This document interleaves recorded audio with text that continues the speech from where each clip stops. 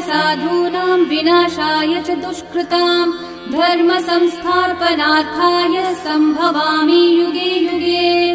आर्ता विषण्णा शिथिलाश्च भीता घोरेषु च व्याधिषु वर्तमानाः संकीर्त्य नारायण शब्दमात्रं विमुक्तदुःखा सुखिनो भवन्तु। कायेन वाचा मनसैन्द्रियैर्वा बुद्ध्यात्मना वा प्रकृते स्वभावात् करोमि यद्यत् सकलं परस्मै नारायणायेति समर्पयामि।